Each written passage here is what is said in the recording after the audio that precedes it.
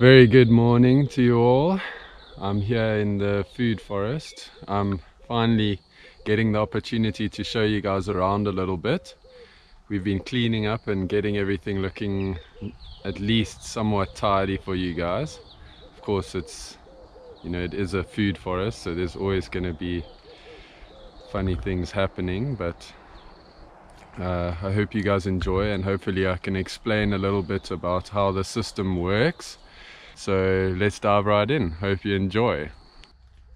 Alright, so just to begin the tour for you guys, I'm at the upper region of the food forest. So our food forest slopes downward in that direction. Not a major slope, but it is significant. And I will also explain to you where. Here's my little kitty Cloudy. So he's joining in on the little tour. Well, he's often here in the mornings. So in that direction is north. In that direction is west. That away is east, and that away is south. So the reason why I'm mentioning that to begin with is because a food forest is a lot about design. And the sun rises in the east, it moves upwards, and then down in the west.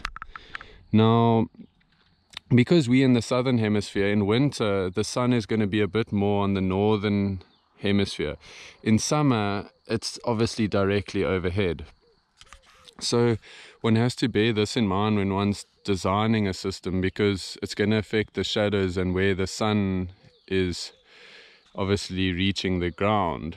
So if the sun rises in the east and it's more further to the north, some of the shadows are going to be more on the southern side. So when one places the trees, one has to think about those kind of things. Now, secondly, we've got sort of big beds with paths in between. So here's a path that I'm walking on now. You can see me and my kitty are walking along the path.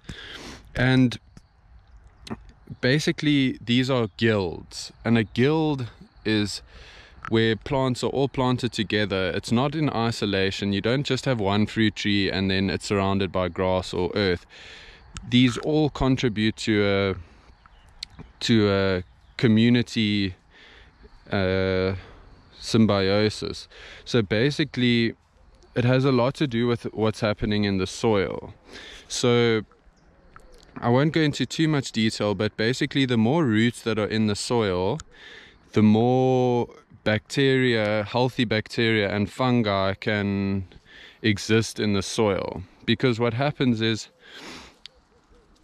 the plants actually release some of the sugars that they create from photosynthesis into the soil. So this plant, let's look at the speckworm, Portulacaria afra. So now these roots, as the sun hits these leaves, there's a photosynthesis reaction occurring. So it's the energy from the sun combined with water and carbon dioxide, and the plant is able to create sugars, glucose, which then fuels its energy. And what a lot of people don't know is that the plant actually releases about 20 to 25% of the sugars and other compounds that it makes in its metabolism into the soil. And bacteria actually create colonies around the roots in a healthy environment, and protect the roots and also mine nutrients, because they actually eat the soil is for the most part weathered rock, and plants actually can't harvest easily the nutrients in the soil, but the bacteria use their saliva and acids to actually eat the rock basically and break it down, and then when they die their bodies decompose, and then the plants absorb all the nutrients and their poo and everything. So it's crazy, but that's what's actually happening. And further to that is the fungi, which are basically it's fungus that makes networks in the soil, particularly mycorrhizal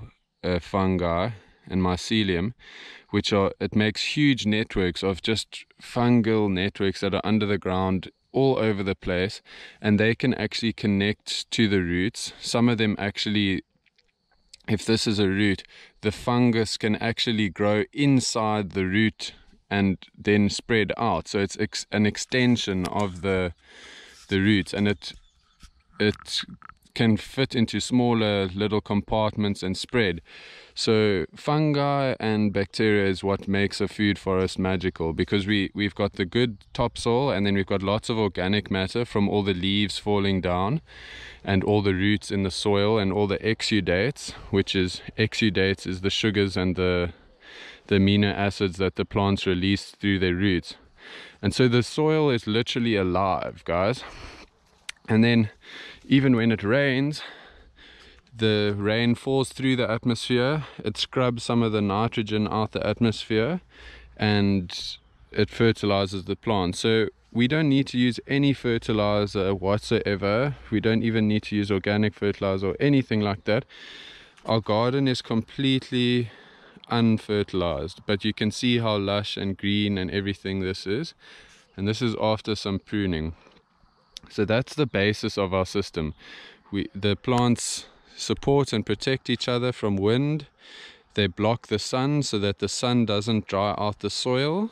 The soil is covered and healthy with all the roots and not so much sun breaking it down. And even in the harsh winter, when it gets very dry, the succulents play their role, because they protect the soil, they act as ground covers and windbreaks, because they're evergreen. So when it's windy, they block the wind. Our prevailing wind usually comes from the westward side, so they block the wind, because wind actually dries out soil very, very quickly, especially if it's a dry berg wind. So yeah, that's a very important thing to note. So next, I'm gonna take some shots of all the different plants that we have in our garden. Maybe not all of them, considering we have over 200 different species of plants, but I'll show you some of the fruit-bearing trees and then some of the succulents that I also think are worth noting. So in a typical permaculture food forest setup, the forest has layers, and I mean that in vertical, from top to bottom and so forth. You have the canopy, which are the big trees. They can often be indigenous trees or leguminous trees, which are like the sweet thorn and the lucky bean, the Erythrina caphra, and they provide shade, and they can often also be deciduous, which means in winter they drop their leaves and they feed the soil with their leaves and compost. So in our system we've got this is a tipuana tree. It's a nitrogen fixer, because the trees that are in the legume family, they actually fix nitrogen, which means they actually incorporate nitrogen into the soil. Because in the atmosphere there's 70% nitrogen, and even in the soil there's lots of porous gaps where there's actually oxygen and nitrogen and air basically in the soil, especially a nice soft soil that's loose with lots of organic matter and insects burrowing and earthworms digging and all of that. So we've got quite a few different nitrogen fixers in our system, and that's why everything's so green, because we've had rain, which, as I said, it actually brings nitrogen because it falls and it scrubs it out the atmosphere. We've got the Erythrina caphra, which is the lucky bean tree, so that fixes nitrogen, and all these plants that are underneath get nitrogen, so they're extra healthy. It's this tree with the red seeds.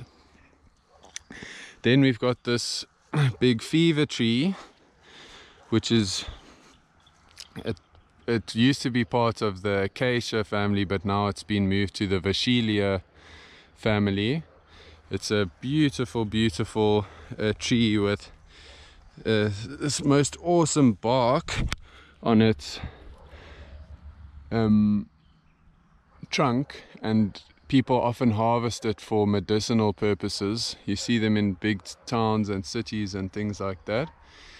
That's another nitrogen fixer, and this is actually quite deliberate. And then we've got the Vachellia carew, which is the sweet thorn, which is this beautiful one that's actually flowering at the moment with these pretty yellow flowers.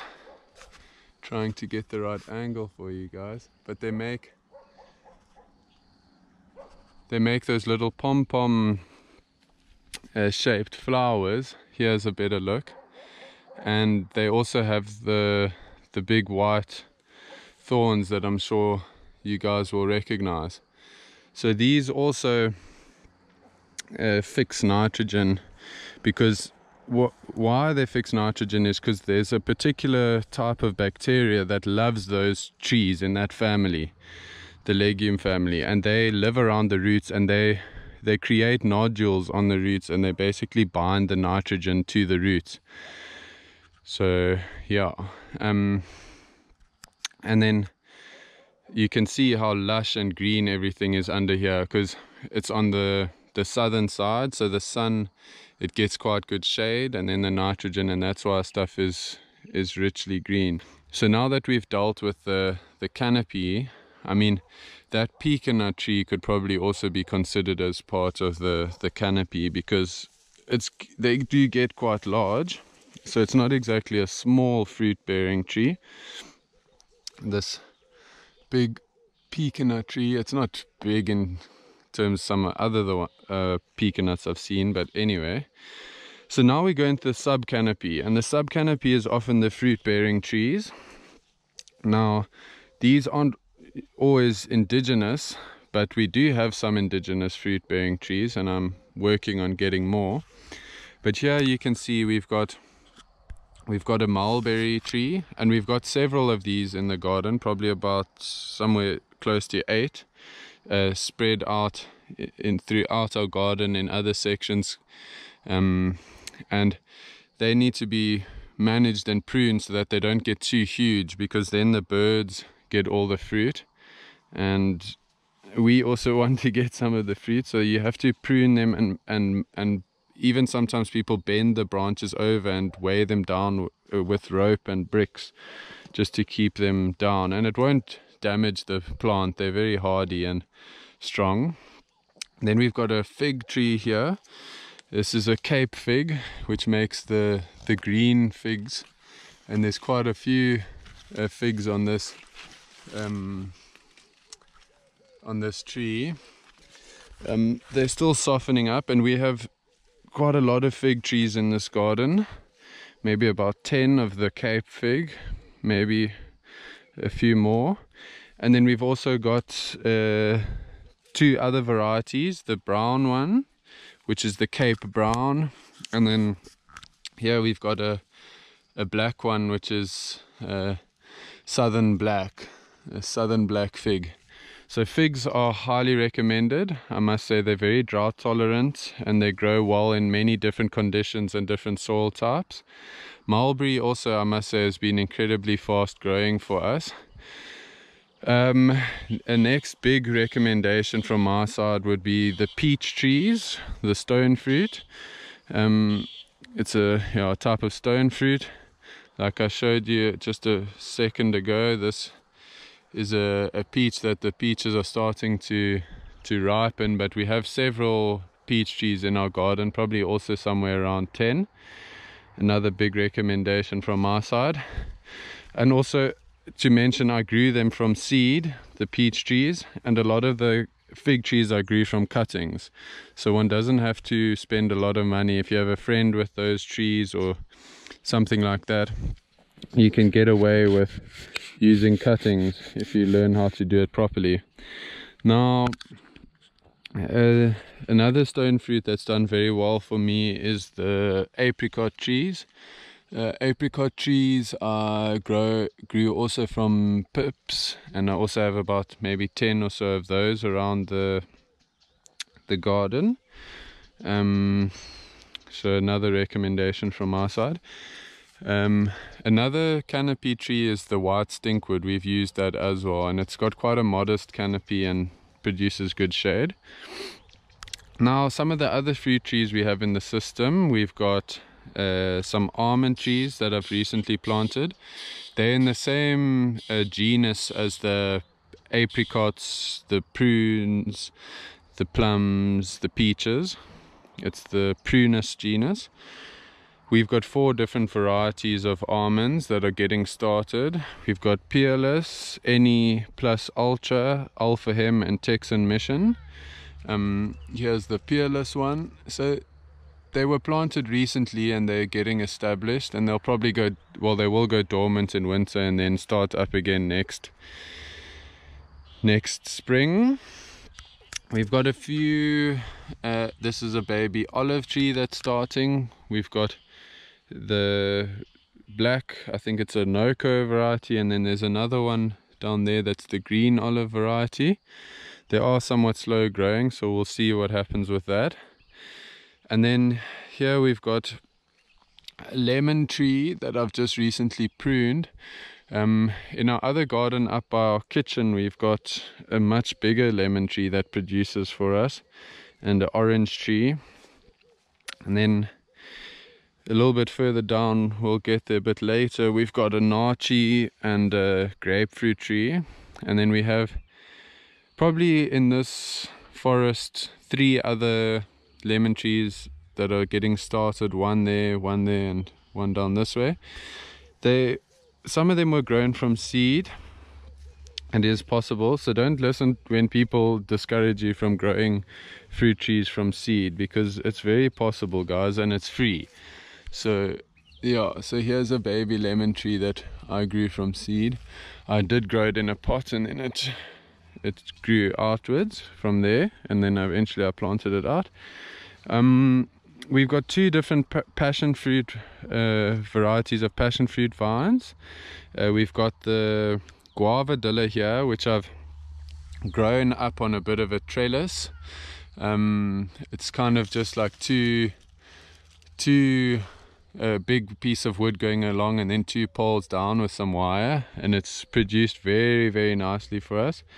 Plenty of fruit. So the guavadilla is a variety of, it's similar to granadilla, but it's yellow, a yellower skin and a bit bigger fruit. You can see Cloudy again, just peacefully enjoying the garden. You can see, okay, the flowers aren't completely open, but they're getting started, and there is some fruit already forming on the plant here. So that's the guavadilla, and then a bit further down here we've got the granadilla, which is actually more in fruit than the guavadilla, which is here. I made like a trellis with some old branches and wood that I had, and yeah, it's produced a lot of fruit for us over the past couple of years. Highly recommend this plant. It's drought tolerant, it's very lush growing. So yeah, so we're still on the sub canopy. We've got some pear trees that I'm experimenting with. We've got this pear tree, which is the early Bonkretian. Then we've got this one here, which is I think it's the Farrell pear. And then the one down there, there's a big pear tree over there with a very nice strong stem that is getting started, coming up here with that blue tag, coming up and up and up. That's a claps pear. So those are the 3 varieties of pears we have. Here's another peach tree that I've pruned to an open center, so it doesn't have a central leader going up. At a certain point I pruned it so that it can bush out. So yeah, in the guilds we have succulents as well. that, like I said earlier, protect the soil and produce lots of flowers for pollinators, because we actually have a few beehives on this property that produce sustainable, delicious and medicinal honey for us. So like, for example, these Aeonium arboreums make a massive yellow inflorescence that is great for the bees. And we've got Bulbine latifolia, which has medicinal properties and also good for the bees. We've got here Curiophaccoides, the blue chalk sticks. That isn't really a flowering plant, but how beautiful is that? And also great for windbreak and creating protection. One of the great ground covers that we have is the Carpobrotus genus. Carpobrotus dimidiatus, Carpobrotus edulis, and deliciosus. They make this, Carpobrotus edulis has the yellowy white flowers, and the other ones have the purple flowers, and they flower in spring, and then the fruit is actually edible. The purple flowering ones make a better fruit than the yellow ones. The yellow ones edulis has a bigger fruit, but it's not nearly as sweet when it's ripe.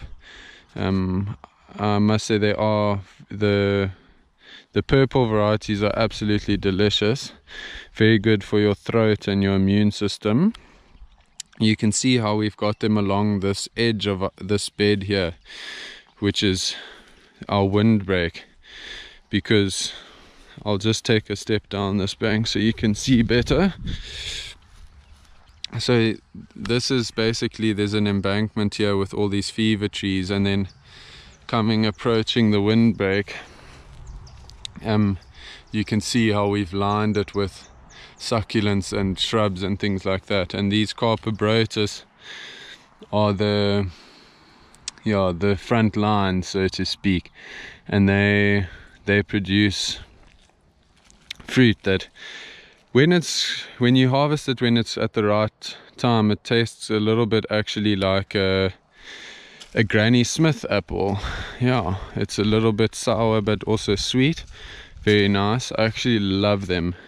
You can see how we've got them all along here, and you can prune and manage them, and I highly recommend them. Just to show you guys an indigenous fruit tree that's actually really great is this umgwenya. I'm gonna jump and get a fruit here. Ooh. Okay, a little water. That wasn't as easy as I thought. I'm gonna try again. Oops, there we go. Sorry about that, guys. There we go. This produces a little red fruit. I'm going to turn the camera around here so you can see me eating it, and I can check if any of the water droplets got on the camera. Okay, the camera looks good, except for a little bit of spider web. There we go. Okay, so this one is good. Very nice, sweet. They say you can make rosé out of it because of the red skin. So it's called by the Xhosa people umgwenya. The scientific name is Harpophyllum caphrum, or the common name wild plum. I'll show you another one here. So it's one of my absolute favorites. It's evergreen, so it's very good for a windbreak, or if you want shade in a place all year round. Show you the leaves. Here we go. Okay, that's not a good one. Those have been eaten a little bit. Here we go. Got this composite sickle-shaped leaves. Nice strong trunk, and they're evergreen. We also got curry leaf plant, and a little bit further along. I'm gonna go along the path here. You can see we've got a few bricks and stuff but we also have made paths in here. It does take some effort to manage. You can see our little rock path here. Here's the one of our bay leaf trees. It's very happy and it's green and all of that. I'm gonna take you guys back this way along our windbreak so I can show you a little bit more. Some of the plants we have in our windbreak is speckboom. Speckboom's a great one. You can see here. You can also eat the leaves. Sour, a little bit astringent, but good for the throat, and apparently it quenches your thirst as well. So yeah, here we've got some aloe arborescens. How beautiful are those little droplets on there. They produce flowers in winter, great for the bees. They make a nice shrub. Only of 2 aloes that exist right at the mountaintops and at the ocean. We've got several yucca plants which are of Mexican origin, but they also produce these massive flowers that can be eaten. Got a few columnar cactuses that also produce fruit in winter, and all true cactuses have edible fruit.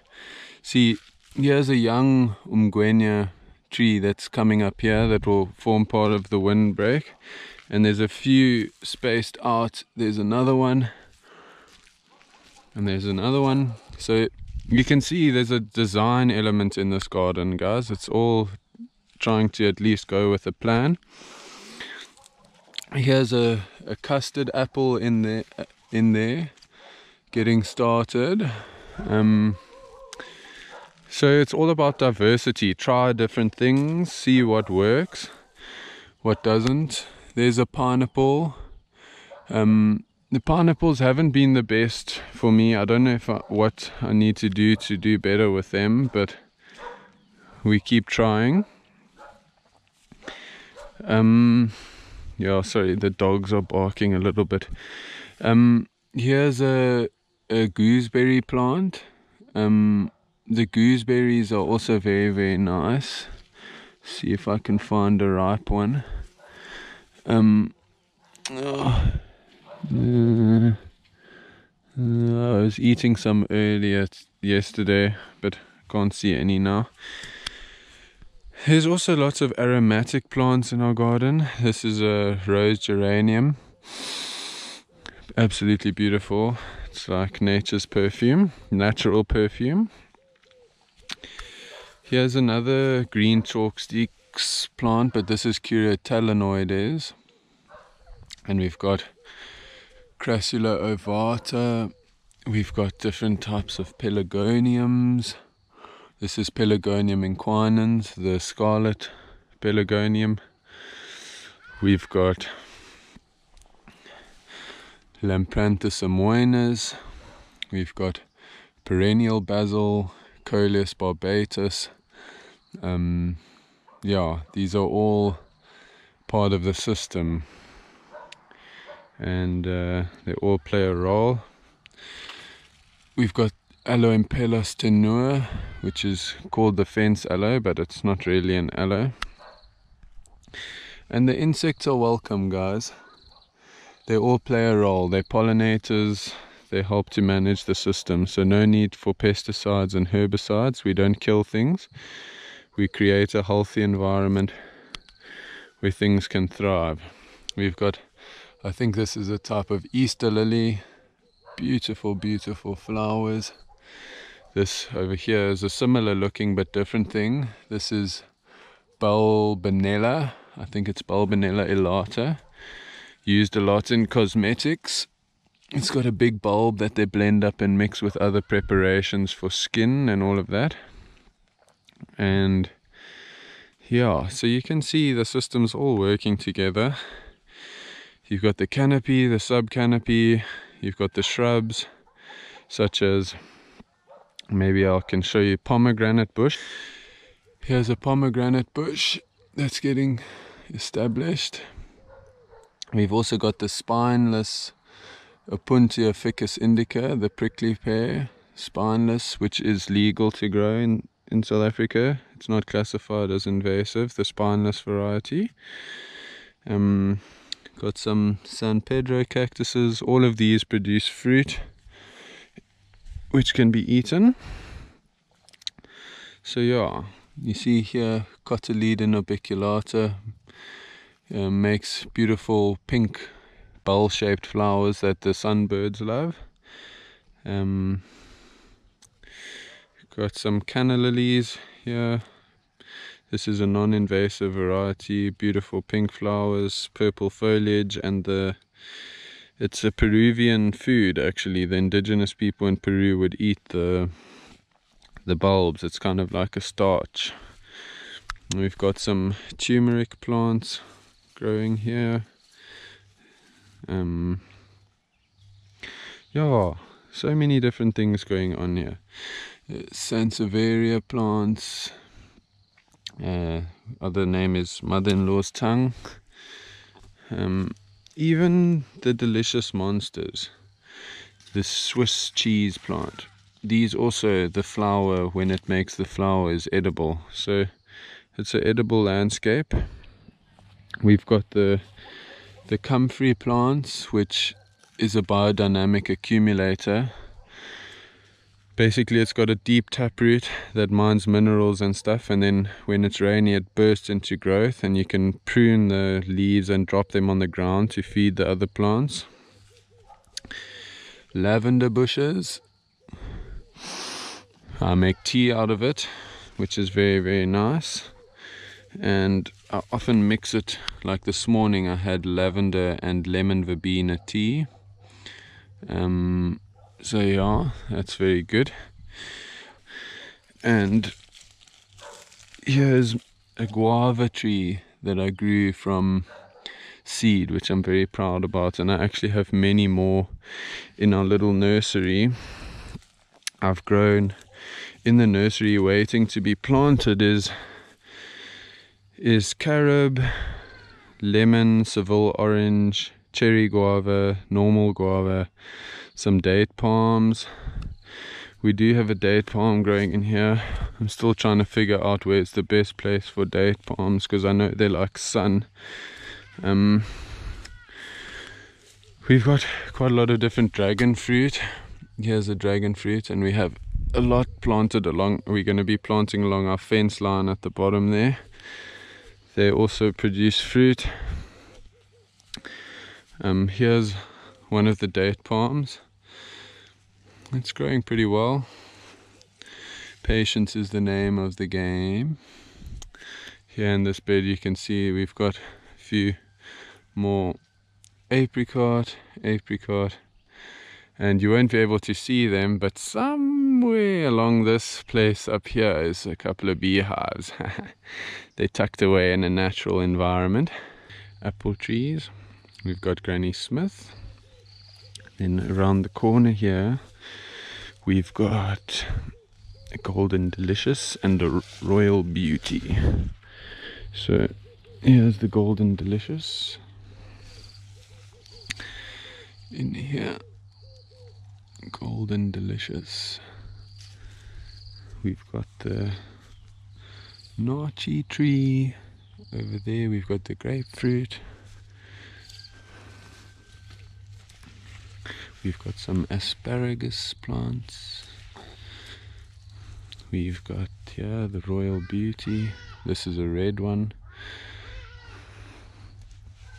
The banana trees, or plants, they're not technically trees. They make little pups, so they grow by themselves. They make more. You see here's a big mama, and then there's another one growing. How beautiful is that? Got a banana grove here, and underneath the bananas I've planted them in deep compost because they love compost, and I planted avo pips while I was at it, mainly Fuerte and Haas avos. I know they don't always grow true to type, but they're in here. There's another one. There's another one. So I've tried to go for numbers so that even if they don't all survive, hopefully there's another one. Hopefully some will. So yeah, guys, there we have it. We've got the banana grove and the apples and more figs and things like that. We've got some Euphorbia Mauritania, I think it's called. Yeah, you can just see what beauty is abounding in this place. Here's Aeonium arboreum Schwarzkopf. Oopsie, little slip there, I'm alright. More Aeoniums, Crassula capitella, more Aloe arborescens. This is our driveway here. There's our gate. So it's all stuff along here. So fortunate to be living in a place like this, guys. It's Crassula. It's the Crassula tetragona, the miniature pine tree. Yeah, pecanut, olive, paperbark, also nitrogen fixer.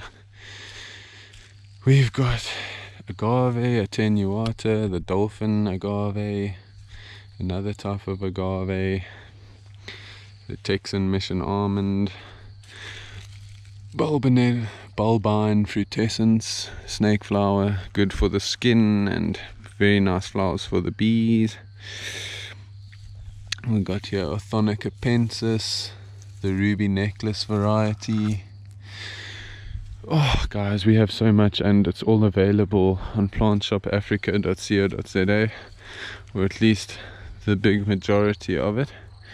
So come on over, plantshopafrica.co.za. Would love to help you with your gardens. Alright guys, so this is just me checking off. It's Jethro Burnett Thorburn. Thank you for taking your time to come and see what I have to show you guys. Hope you enjoyed it. If you have any questions, contact me. I love talking about plants. You can see even little Saudi boy, he's also here. So yeah guys, plantshopafrica.co.za. We'll be overjoyed to chat to you guys about your gardens and help you. Anyway, hope you enjoy the rest of your day. If you're keen on starting gardening, just do it. Grow one plant and just have fun. It doesn't have to be a stressful thing. It's a lot of fun and helps to get to realize that nature is resilient, abundant. It's always alive and helping us to survive on this planet. It's incredible. So yeah guys, cheers for now. See you guys soon.